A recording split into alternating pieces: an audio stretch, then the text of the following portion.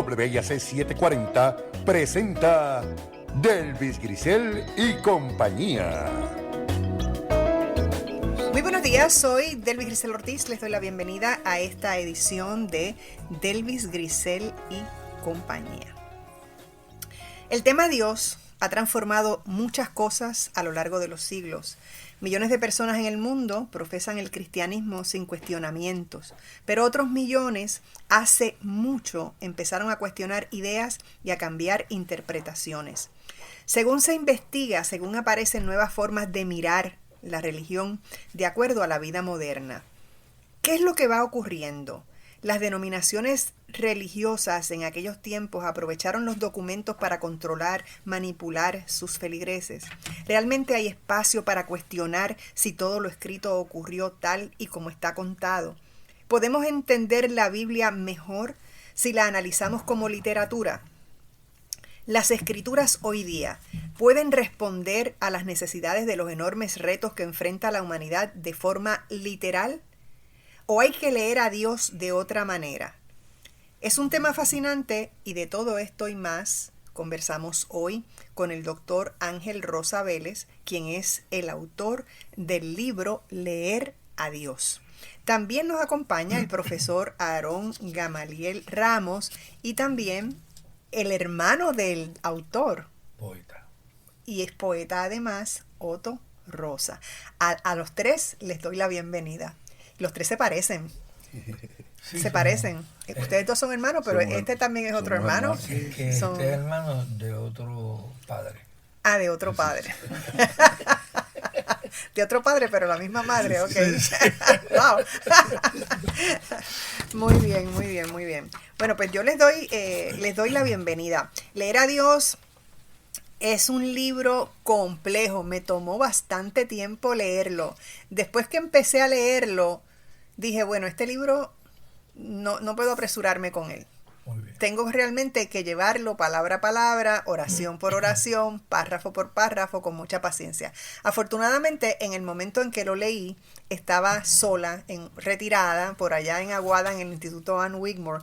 Así que realmente el tiempo que dediqué allí, aparte de las actividades que tenía en ese lugar, que eran muchísimas, pero el tiempo que le dediqué fue maravilloso porque era un tiempo en el que yo estaba absolutamente concentrada porque estaba sola. No había televisión, no había nada que me diera distracción ninguna. Y solamente me acompañaba una maravillosa vista al mar. En el balcón, que muchas páginas leí en el balcón de aquella habitación. Así que me pareció que leer a Dios, que me encantó el título. De hecho, yo estaba con el libro arriba y abajo y cada vez que iba al salón comedor, porque éramos 18 personas, entonces había gente que miraba la portada y me decía, ¿y ese libro? Y es como que leer a Dios.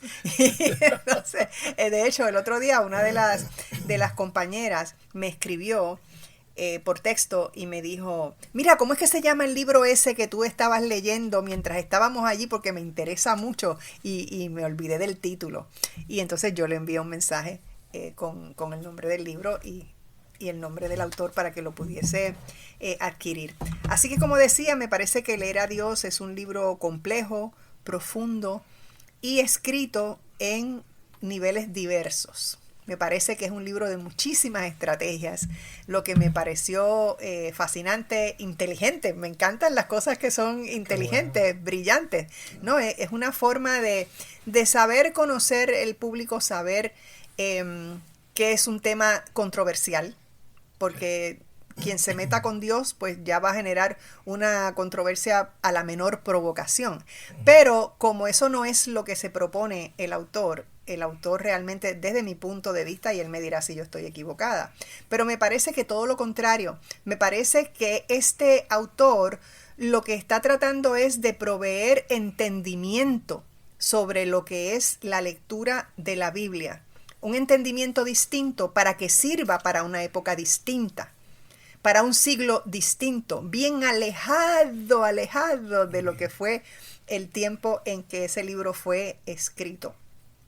Y entonces mirarlo desde la óptica de la literatura me pareció algo brillante, algo muy inteligente. Utilizar la literatura latinoamericana para dar ejemplos, para hacer comparaciones, para escoger personajes que podían ser interpretados de visiones que da la Biblia sobre ciertas cosas, pues creo que acerca el entendimiento a las personas que tengan mente abierta para verlo, ¿no? Porque para entenderlo de esta manera como está expresado en este libro, pues hay que tener una mente abierta para recibir nueva información, para ser capaces de dar miradas distintas y decir, bueno, pero mira, y si lo miramos de esta manera, pues no es un pecado. No. No es un pecado, definitivamente no lo es. Así que me pareció fascinante mirar la Biblia como literatura. Así que vamos a empezar dicho todo esto, vamos a empezar esta conversación y quiero desde luego empezar por hacerle preguntas al autor y después ustedes irán poco a poco añadiendo y participando. Pero bueno, ¿por qué has escrito un libro sobre leer a Dios? Cuando esta idea no es nueva, esta idea debe haber tomado muchas lunas. Sí. ¿Cuándo vino esa primera idea de caramba, yo tengo que escribir una cosa para explicar esto mejor? Sí, yo creo que todo comenzó hace 73 años, cuando nací. Okay. Porque mi mamá me cantaba mientras yo estaba en su vientre. Mi padre era pastor, además de ser barbero, era pastor. Y en la medida que pasa el tiempo, que uno fue caminando diferentes espacios, como un residencial público donde vivíamos, como una casa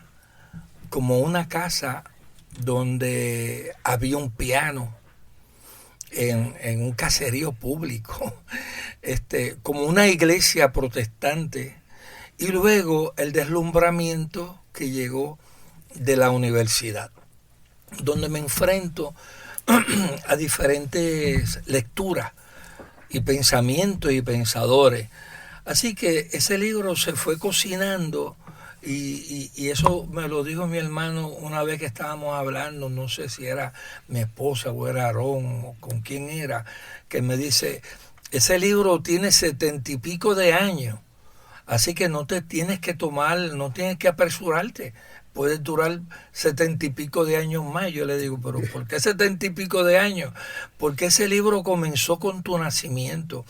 Y yo creo que en cierta medida es cierto. Hubo unos espacios narrativos, ¿no? Por donde uno camina, uno escribe, y por donde uno camina es un espacio, que sería el residencial público Rosendo Matienzo Cinturón de Cataño, que sería la Iglesia Cristiana Discípulo de Cristo de Cataño, que sería el hogar, porque yo soy el menor de 4 hijos, aunque siempre habían 2 o 3 hijos más que eran primos y etcétera, ¿verdad? Y como es, mi hermano se va a Vietnam, yo me quedo solo, soy el menor de los 4, y de momento llego a la universidad solo. Y por primera vez conozco a Nietzsche, conozco a Cioran, conozco a tantos escritores que eso me deslumbró. Y vi todas las características y todos los géneros literarios que aparecen en la Biblia, los vi fuera de la Biblia. Y todas las metáforas, todas las imágenes poéticas y todos los imaginarios sociales que aparecen en diferentes culturas de la Biblia, los vi afuera de la Biblia. Entonces fue algo que comenzó a preguntarse y contestarse, a transgredir un imaginario que ya yo cargaba en mí y que ya no creía.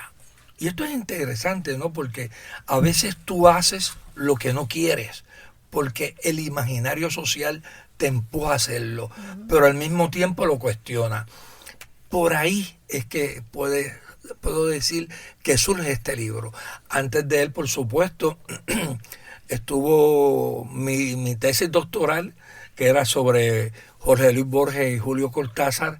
Eran los cuentos de Borges y Cortázar, y que lo titulo La mosca en la botella, que ya es un comienzo de lo que va a ser luego mi pensar en los otros libros que he escrito y en este que culmino y en uno que ya estoy comenzando. Venía en el camino hablando con mi hermano sobre eso, que tiene que ver sobre la interposición de espacios, ¿no?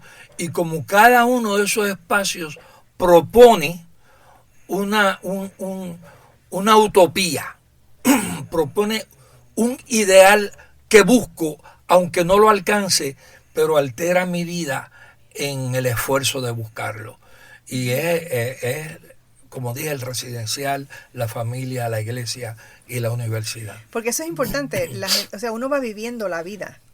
Cierto. Y cuando vas viviendo la vida, por eso es que vas tropezando. Claro. Si estás mirando bien la vida, si tienes una mente abierta, si eres un gran observador o una gran observadora, ahí es donde tú empiezas a cuestionar. Claro. Y a mirar y a decir, entonces, ¿cómo lo puedo entender? ¿Cómo lo puedo apreciar más? ¿O cómo puedo decir, hasta aquí llegué con esto o con lo otro, ¿no? Porque la vida misma va poniendo cosas que uno dice, y entonces, ¿para qué me sirve? ¿Para qué me sirve? Y entonces yo creo que esas son las disyuntivas, sobre todo en una vida como la que estamos viviendo, que realmente lo que hemos llegado a hacer es tan y tan desastroso, que ciertamente es un momento de pensar. Y entonces, cuando llegas a la universidad y ves todo este asunto literario, en ese momento entiendes que sí, la Biblia es literatura. Además. Definitivamente. Y ahí es que dices, por aquí es que lo puedo. Tomaba un curso para esa época con el escritor puertorriqueño Luis Rafael Sánchez, donde Luis Rafael era un curso era un salón un poco grande, casi anfiteatro, y me dice, Ángel, vamos tú, léete tal parte de Altazor. Y yo pues me levanto, porque a mí me enseñaron en la iglesia a levantarme cuando uno se iba a leer, y leo esa parte de Altazor casi al final del libro. Altazor es un libro de Vicente Huidobro, donde hay un poeta que está tratando de entablar una conversación con Dios, y en la medida que se acerca a la divinidad, en esa misma medida el lenguaje se le rompe. El lenguaje va desapareciendo sus contornos, sus reglas. Y cuando yo termino de leer ese poema, que termina, termina así, me río. Y Luis Rafael me dice, Ángel, ¿por qué te ríes? Fue fuerte.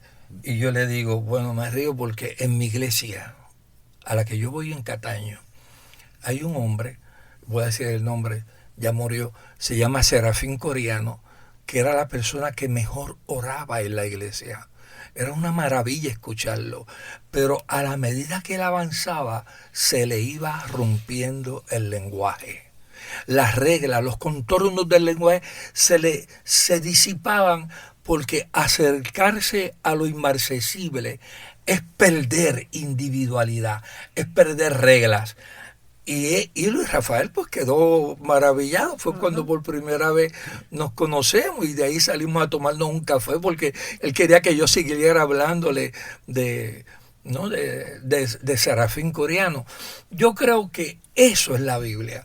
Cuando yo logro ver en Altazor cómo un poeta, en la búsqueda de lo inmarcesible, se le rompen sus contornos y transgrede el lenguaje a un lenguaje aparentemente equivocado.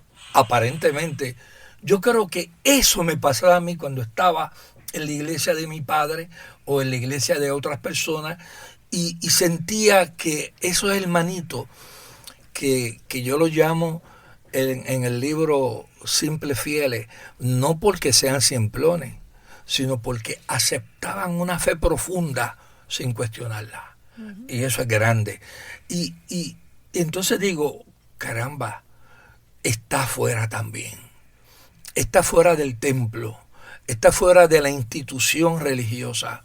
Dios no es contenido por nada, ni tan siquiera por el lenguaje. Y ahí ese es el comienzo, ¿no?, que te podría contestar. Y que bueno, por ahí empezaste a tener mayores investigaciones, ¿no? Claro, por supuesto. ¿Por qué escogiste la literatura latinoamericana? Bueno, mira, yo creo que yo pude haberme ido a la literatura alemana, rusa, bueno, que son tan contenedoras de una teología, no tanto católica como protestante, pero no iba a terminar, era demasiado. Yo soy un especialista, como dicen por ahí, entre comillas, en Cono Sur, literatura del Cono Sur, Argentina. Y dije, pues yo voy mejor a trabajar la literatura hispanoamericana porque va a ser más fácil para que mis estudiantes en el curso de literatura y religión puedan comprender mejor porque están más cerca. Y es más cercano. De su vivencia, de su espacio, ¿no? Y ahí pues pensé en Rulfo, García Márquez, el mismo Vargas Llosa, y Borges, y Cortázar, y Sabato, y todos los otros, ¿no? O sea, quise quedarme acá más cercano. Uh-huh. Bueno, quiero ver las opiniones de ustedes dos, mis otros invitados.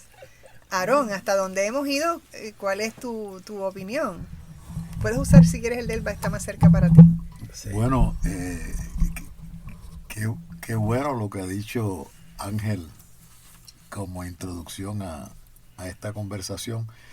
A mí me gustó mucho el libro, pero yo soy sociólogo y le doy una mirada diferente, ¿verdad? Eso es lo bueno, libro. La diversidad de puntos de vista. Sí. Y eso es algo que el libro permite. Sí. Eso también es maravilloso en el libro. Bueno, pues todo se ve del color del cristal con que se mire. Claro. Y no hay problema. Sí. Yo me crié en el protestantismo por el lado de mi padre y en el catolicismo por el lado de mi madre, y conozco ambas tradiciones. Uh-huh. Yo siempre a veces digo, bromeando, el Dominus Vobiscum, que el latín que ya no se utiliza, pues. Mira, Aarón, me acaba de hacer seña el director técnico que tengo que pausar, y como no has empezado lo que vas a decir, vamos a pararlo aquí para no tener que interrumpirte. Okay. Regresamos de inmediato. No se retire. En breve regresamos con más de Delvis Grisel y compañía.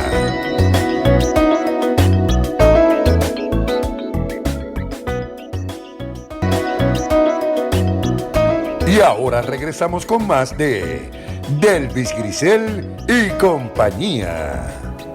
Estamos de regreso en Delvis Grisel y compañía y continuamos esta conversación sobre el libro Leer a Dios.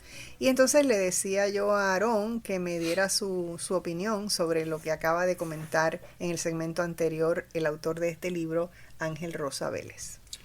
Sí, decía que me crié en dos tradiciones, la protestante y la católica. Y la única que no conozco de cerca es la pentecostal. Y yo en ocasiones, cuando en las iglesias pentecostales se hablaban lenguas, las personas empezaban a orar o a cantar y comenzaban a hablar, mucha gente pensaba que estaban diciendo disparates. Y yo, pensando en algo un poquito más, tratando de mirarlo de otra manera, pensaba que esa persona estaba sintiendo algo y el lenguaje que tenía disponible era poco para lo que estaba experimentando. Uh-huh. Es decir, entonces empiezan a hablar de otro modo. Y esa es la historia de las religiones. La gente interpreta el texto bíblico dependiendo de su situación y cada cual. Hay una historia que a mí me maravilla. Y de su educación también. Y de su educación. En el 1831, en Jamaica, en nuestra vecina República de Jamaica, había esclavitud, y un líder esclavo de nombre Samuel Sharp organizó lo que posiblemente es la mayor rebelión de esclavos en Jamaica. Quemaron casi todo el país, casi todas las haciendas. Y cuando lo apresan, él dice en el tribunal, cuando le preguntan por qué usted hizo eso, él dice en el tribunal que lo hizo porque en la iglesia le habían enseñado que eso era lo que quería Cristo. y el juez le dice, pero ¿cómo? ¿Quién le dijo eso a usted? Y dice, bueno, el ministro me dijo que eso es lo que quería Cristo.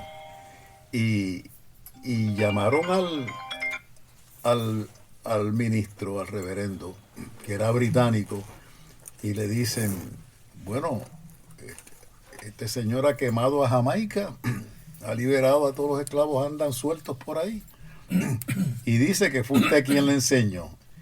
Y él le dice al tribunal, bueno, yo le leí las cosas que decía Cristo. Lo que él interpretó con eso son otros 20 pesos. Y yo creo que ahí está el centro de leer a Dios. Muchas personas creen que hay una sola lectura y las lecturas varían. No es lo mismo lo que una persona en Puerto Rico interpreta cuando lee historias del Nuevo Testamento, por decir algunas, ¿verdad?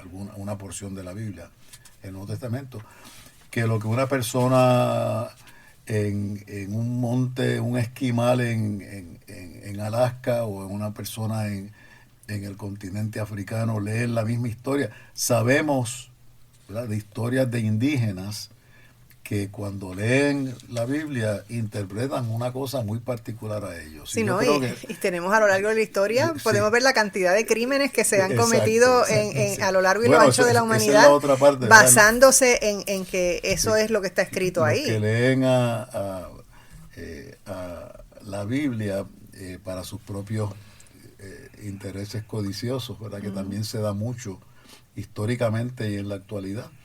Así que eso, la maravilla de este libro es ponernos a pensar sobre, y aquí el título, leer a Dios. Y precisamente es esa idea principal de las equivocaciones, que se cometen mañana, tarde y noche con las interpretaciones acomodaticias. Exacto. Que no necesariamente es lo que está diciendo, pero hay muchas cosas que se toman al pie de la letra y no deberían ser porque no es para tomarlo de esa manera, ¿no? Y yo creo que esa es una de las cosas importantes que logra este libro. Otto. Conocí un amigo que decía que él empezaba a leer los libros por la portada y la contraportada y las notas y el índice, las cosas accesorias. Y este libro es, como ustedes dicen, maravilloso. Tiene una bibliografía muy impresionante, amplia, impresionante, del tema del libro. Y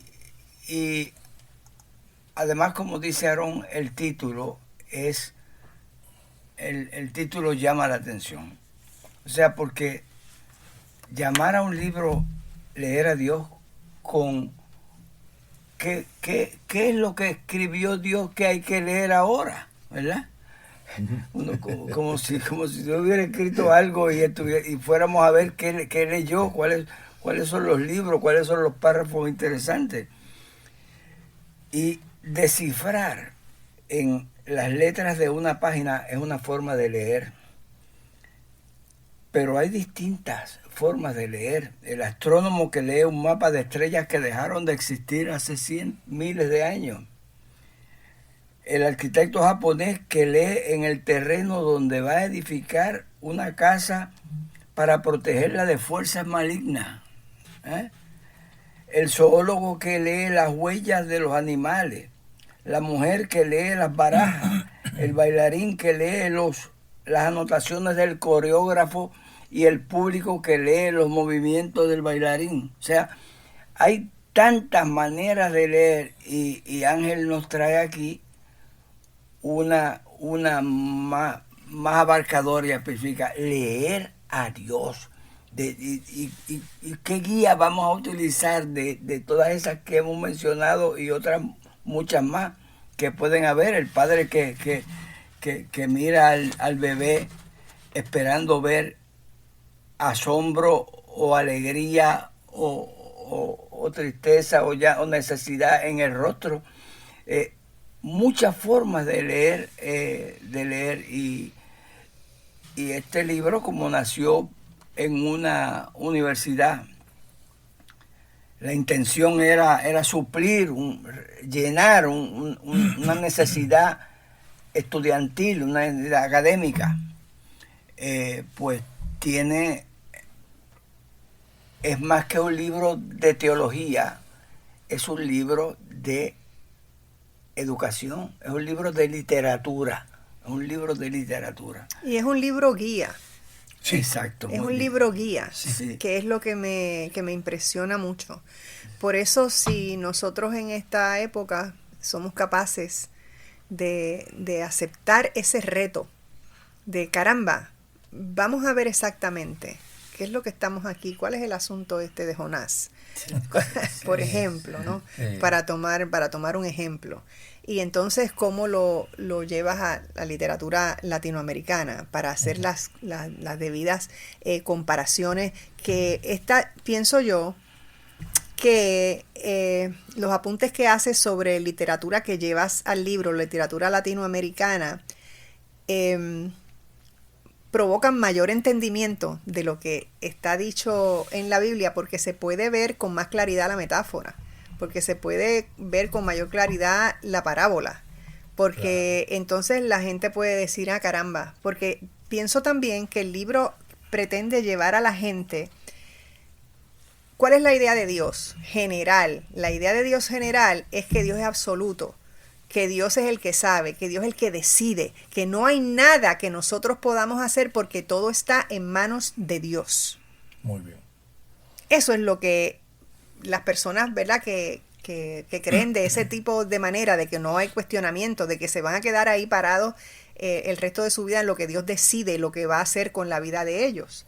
Pero entonces, al llevar los temas como la mujer, la esperanza, la ficción, la revolución, la resurrección, la poesía, el miedo, la verdad, que son temas que están dentro de la Biblia, pero que no son necesariamente correctamente interpretados y que por eso mismo no ayudan a que las personas puedan usar su poder interior, que de hecho es enorme.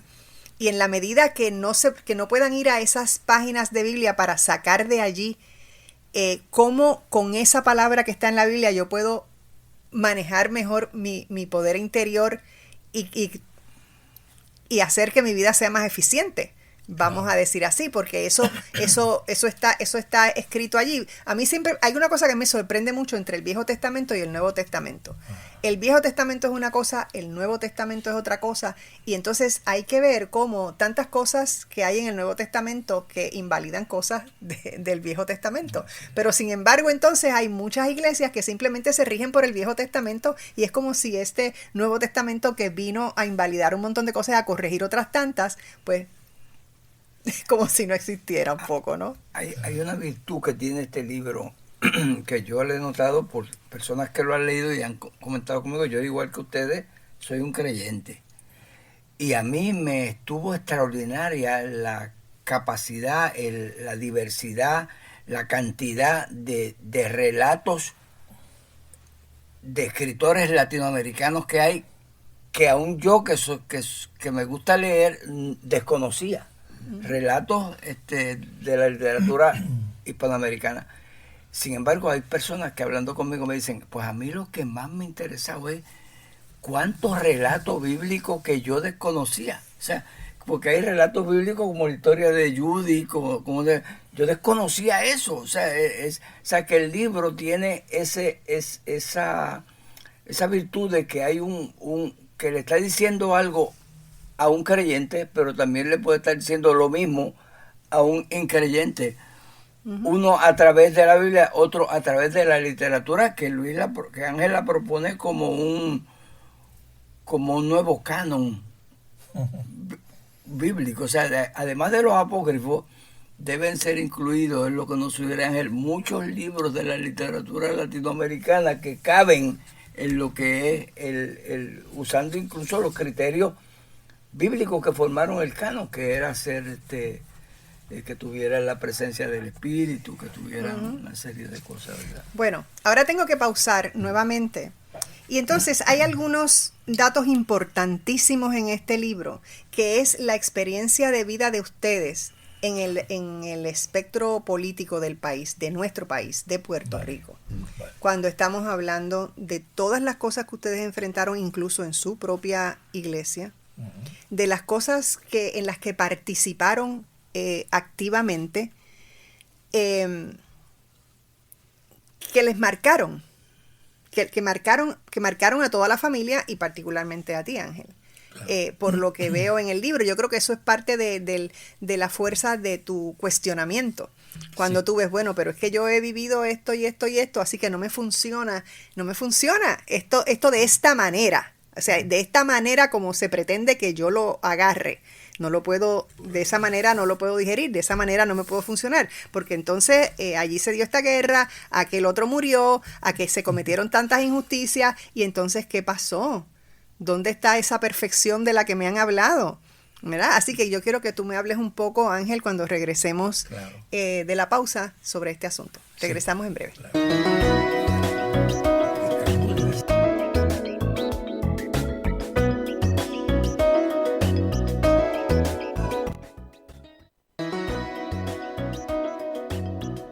Y ahora regresamos con más de Delvis Grisel y compañía. Estamos de regreso en Delvis Grisel y compañía y continuamos esta fascinante, me encanta, esta fascinante conversación sobre el libro Leer a Dios de el doctor y profesor Ángel Rosa Vélez. Somos primos, yo creo, porque yo soy Ortiz Vélez. ¿Ah, sí?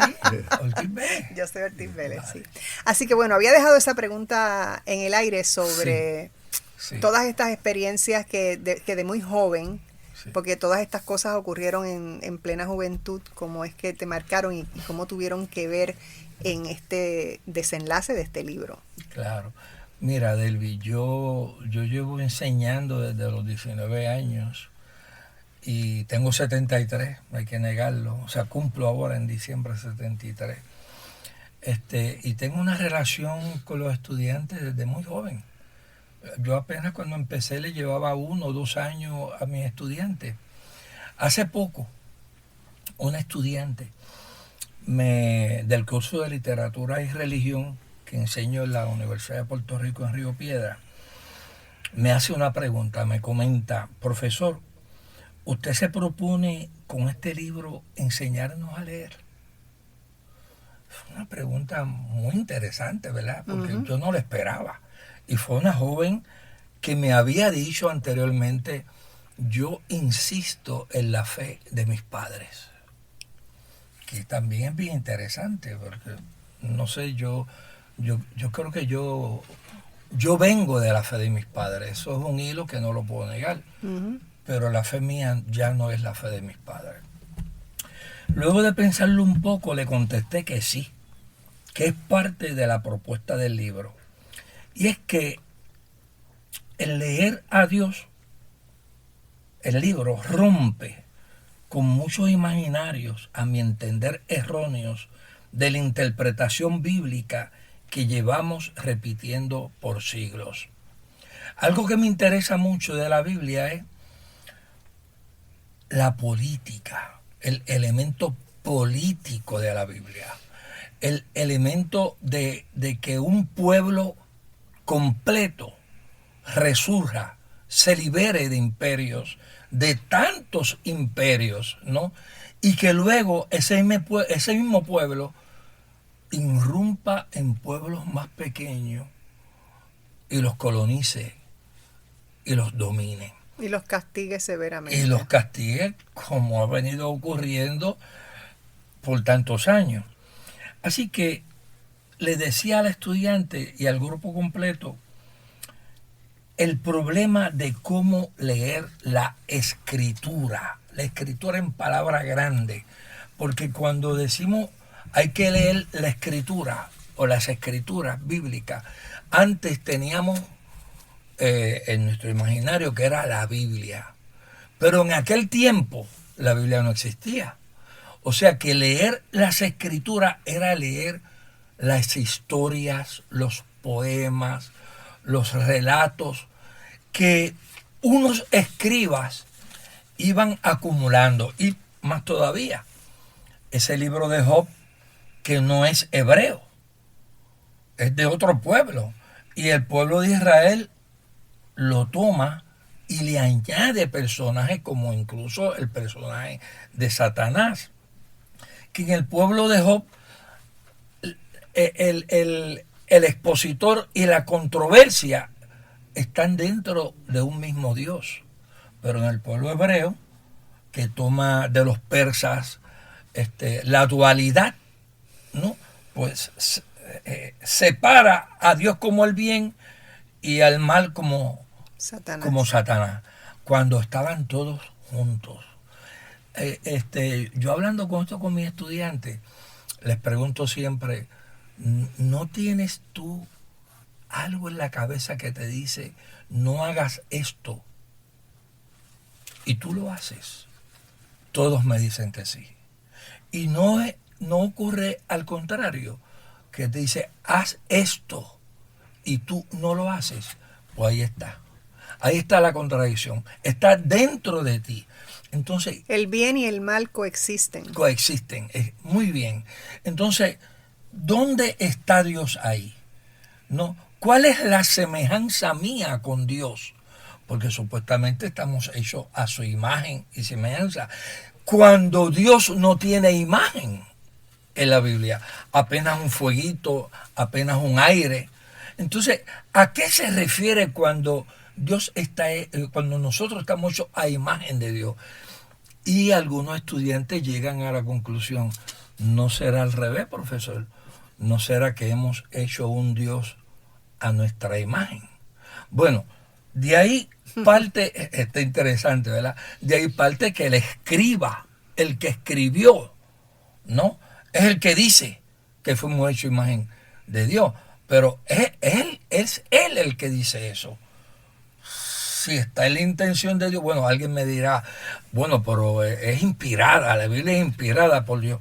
Bueno, y Pedro Páramo, de Juan Rulfo, que cuenta la historia de un pueblo muerto, que vive en lo profundo de un valle que es caliente, como si fuera el infierno. ¿Eso no es una inspiración de Dios? Después de eso, Pedro Páramo no escribió más, Juan Rulfo no escribió más novelas, ¿verdad? Bueno, y los otros, las otras narraciones latinoamericanas no son inspiración divina. Y cuando Luis Rafael Sánchez escribe aquel cuento Home, del libro de cuentos Cuerpo de Camisa, ¿no? Que es el hijo de Trinidad, el personaje principal. El hijo de Trinidad que es gay y que el pueblo lo asesina, ¿no? Y termina una imagen maravillosa que a mí se me quedó en la cabeza. Tremendo. El hijo Glue de Blue Glue, como si se estuviera ahogando. Trinidad desaparece, pero no es Trinidad, es el hijo de la Trinidad, que es interesante, y eso no es para interpretarse. Y esa metáfora que carga junto con oraciones subordinadas que a veces son más interesantes que la misma oración principal, ¿no es acaso eso una inspiración divina? Bueno, de ahí que hay algo que digo en el libro, y es que antes se hablaba de los profetas, de lo que escribieron los profetas, pero lo que escribieron los profetas fue un escriba el que lo transcribió. ¿Qué es lo importante? Y le preguntaba a un pastor amigo mío, no voy a decir su nombre, pero si él me escucha lo va a saber. Yo le preguntaba, ¿dónde están los profetas hoy? ¿Quién es el profeta hoy, en el 2023? Me dijo, no hay, se acabaron. Y le contesto, muy bien, porque lo que hay son profecías. Ahora importa más la escritura que el que la escribe, la profecía que el profeta. Y yo creo que hay profecías hoy. Hay una búsqueda de futuro en el lenguaje, ¿no? Y de un futuro utópico, bueno, saludable. Se espera esa salud en el pueblo, se espera esa salud en la vida, Lo que pasa es que hasta el momento no se ha podido dar porque las ambiciones malsanas, la codicia, la injusticia se lo comen. Así que, para terminar, Delvi, así que a mí me parece que hay que buscar los criterios que tenemos que utilizar nosotros para saber si esta escritura es profética o no. Los criterios están ahí, están en la Biblia. La justicia, el amor, que tanta gente lo saca. Hay que amar, yo creo en el amor de verdad.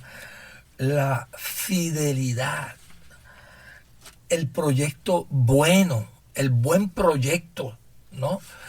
Eso puede unir, pudieran ser las características que se utilicen para demostrar qué escritura es profética y qué escritura no es profética.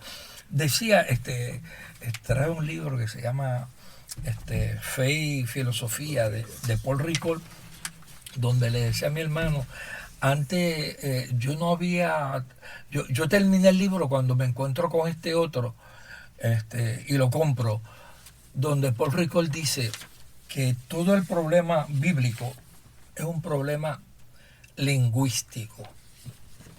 Yo digo que todo el problema bíblico es un problema literario. Vamos a interpretar. Y por eso ese estudiante me dice, ¿usted lo que se propone es enseñarnos a leer? Pues sí, tenemos que aprender a leer. Este pueblo tiene que aprender a leer. Y no es que lo diga yo, ¿no? Es que es un hecho consumado de que si no sabemos leer, pues no sabemos decidir, ¿no? Y por ahí viene el problema político del pueblo. ¿Cómo es que Dios le dice a Moisés, vete a aquella tierra que es la tierra prometida, y cuando Moisés llega a la tierra, está habitada? Esa tierra está habitada. ¿Cómo nosotros vamos a cuestionar eso? Vamos a sacar a un pueblo de allí, porque es la tierra que el supuesto Dios de Israel me da para que yo la habite. ¿Cómo hacemos ante eso? Yo creo que esa es la primera invasión que se da en la Biblia, es esa. Lo otro, ¿cómo un pueblo... Hasta el sol de hoy. Hasta el sol de hoy. ¿Cómo un pueblo construye una torre, la Torre de Babel, para supuestamente invadir los cielos? Y Dios, en su inmensa sabiduría, divide las lenguas de ese pueblo. Pues mira, la misma Biblia dice que antes de que eso ocurriera, esas lenguas existían. Y hay una teóloga, Elsa Tames, que presenta una teoría muy interesante, donde dice, no, lo que pasa es que la gente que estaba construyendo, que eran gente que provenían de la esclavitud de otros pueblos, reconocieron su idioma y comenzaron a reunirse por su idioma para decirle al imperio, no vas a poder invadir nada. Uh-huh. Y de ahí que y es que esa es otra cosa que no vemos, en qué tiempo fue escrito y a qué correspondían las cosas, ¿verdad? Y la historia de esos lugares y esos procesos que no necesariamente pueden cumplir con este montón de siglos después con lo que ocurre, pero queremos seguir llevándolo de una forma literal. Y eso es lo que es un problema. Pero bueno, es que también ahorita me sonreí cuando decías algo, porque es que recordé de los escritos budistas, como te había dicho, pues yo practico el budismo de Nichiren Daishonin hace 28 años. Bueno. La ira, la avaricia y la estupidez son 3 grandes males. Tengo que pausar. Regresamos de inmediato. ¿Cuánto tiempo? No se retire. En breve regresamos con más de Delvis Grisel y compañía.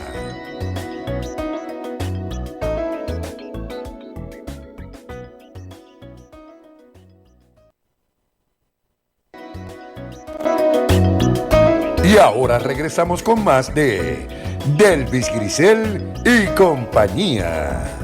Estamos de regreso eso como se nos ha ido esta hora. Necesitamos como 5 horas más para poder hablar a mayor profundidad sobre este libro tan importante que nos ha regalado el profesor Ángel Rosa Vélez y que le ha tomado 73 años de su vida ponerlo sobre la mesa. Sí, sí. Yo no me quiero ir de este programa sin... mencionaba ahorita, es que como no me queda tanto tiempo, pues es complicado. Pero que, y de hecho, pues más adelante podremos en algún otro momento regresar y continuar donde lo hemos dejado. Pero una de las cosas que me gustó muchísimo del libro eran los planteamientos sobre la resurrección y cómo traerlo en la literatura latinoamericana, en la Biblia, mirando un poco lo que es la ficción, lo que es la metáfora, lo que es la parábola, lo que son las interpretaciones distintas sobre los hechos y qué es lo que realmente nos sirve hoy de la idea, porque es una idea más que un hecho. Muy bien. Es una idea. ¿Y qué es la idea de la resurrección? ¿Por qué queremos resucitar? ¿Cuál es la idea que nos mueve cuando hablamos de resurrección? Y entonces saco este extracto que es un poco Latinoamérica y un poco el profesor Ángel Rosa, y lo cito así. ¿No será esta la verdadera resurrección, una reunión que es una resurrección, que es también una insurrección o revolución? No que un hombre se levanta y deje de estar muriendo, sino que todos los que lo rodean dejaron primero de estar muriendo al reunirse, al congregarse. ¿Se acuerdan aquello de el cadáver siguió muriendo? Claro. Ocurre pues el nacimiento de una nueva religión que no está patrocinando acontecimientos de magia sobrenaturales, sino la historia en la vida cotidiana de unos acontecimientos posibles, no imposibles, que padeceremos siempre. A mí me pareció esto medular en el libro. Qué bien, muy bien. Qué extraordinario. Yo siempre he pensado así, como tú lo has dicho. Esto es una idea, pero esa idea se concretiza, y se concretiza en unos hechos, en unos acontecimientos.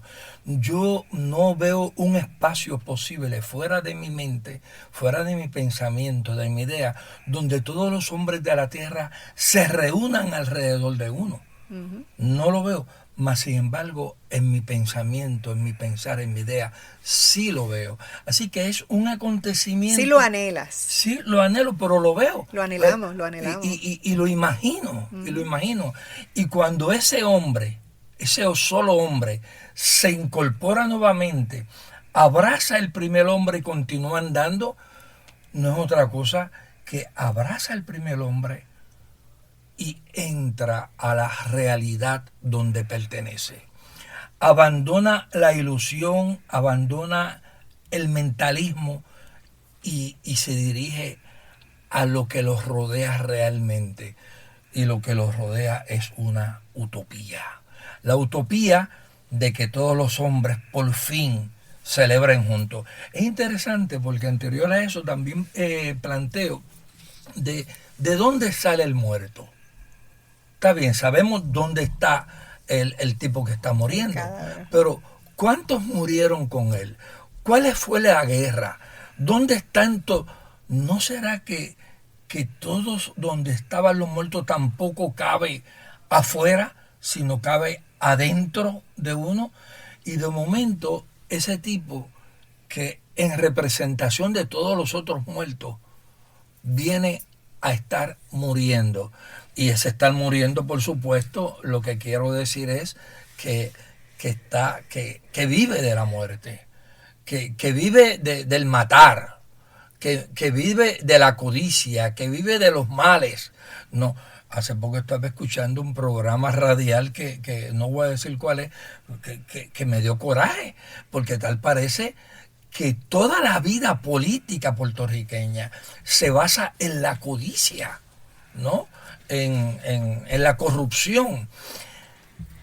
Anteriormente a ese poema hay un poema que se llama Asunto, que también discuto, de José Martí. Y es interesante porque ese poema comienza diciendo, después de esto volver a la vida diaria, y se vuela de un disparo la cabeza, ¿no?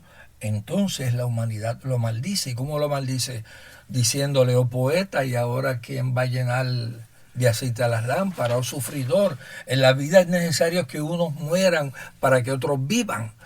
Y el tipo que estaba muerto, el cadáver, empieza a buscar los pedazos de la cabeza, se los pega nuevamente, se levanta y sigue andando. El que hace eso en Martí es el poeta. Es el poeta que se siente llamado por la humanidad a decir lo que falta, a mencionar la utopía, a tratar de buscar la utopía. Pero en Vallejo no. En Vallejo no es el poeta el que se levanta. El Vallejo realmente es que la masa se une para resucitar a un muerto, y resucitándolo, ella resucita. Por eso, para mí, la imagen de la resurrección es una imagen revolucionaria, donde que no aprendemos a leerla. Yo creo que la insurrección, la revolución, tiene que ver con la resurrección, ¿no? ¿Y qué se resucita? El bien, el amor, la bondad, la compañía, la solidaridad, la equidad. Eso es lo que resucita. Entonces uno tiene que comenzar a leer la Biblia sabiendo que la Biblia no es un libro fácil de entender. Hace tiempo, le dije a un pastor, mira, conseguí un diccionario bíblico buenísimo. Y él me dice, ¿y necesitas diccionario para leer la Biblia?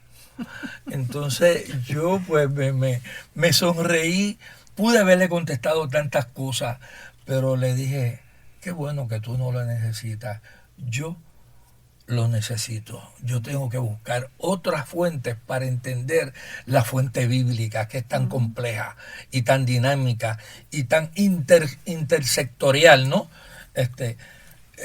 Yo creo que por ahí va todo, ¿no? Decía que eso es una profundidad, voy a leer un poquito de aquí, con la que el individuo debe acercarse a las escrituras, que es uno literario lingüístico.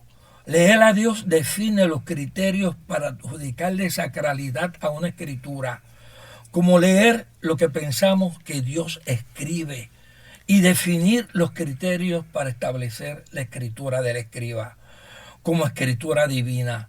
Es un problema de lengua, de lenguaje, de literatura.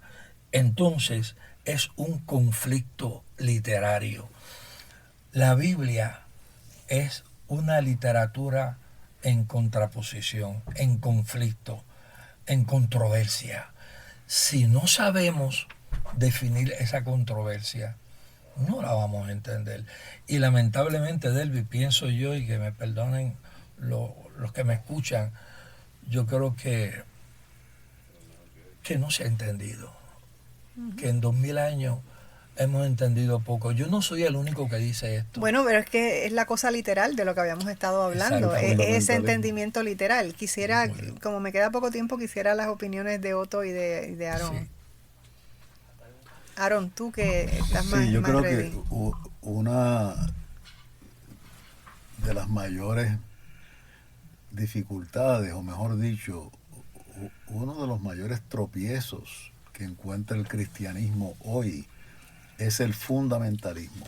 Exacto. Es la lectura literal de la iglesia, es ver en las historias bíblicas no un esfuerzo de gente en el pasado por interpretar su mundo, sino una verdad convertida nuevamente en fetiche.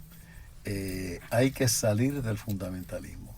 Hay que mirar la Biblia como poesía, como un esfuerzo de cambiar nuestras mentes.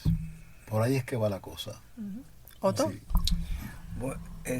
Bueno, decir ahora ya un final, que yo estaba leyendo hace poco un libro que se llama Una historia de la lectura, de Alberto Manguel, que fue director de la Biblioteca Nacional de Buenos Aires, igual que Borges.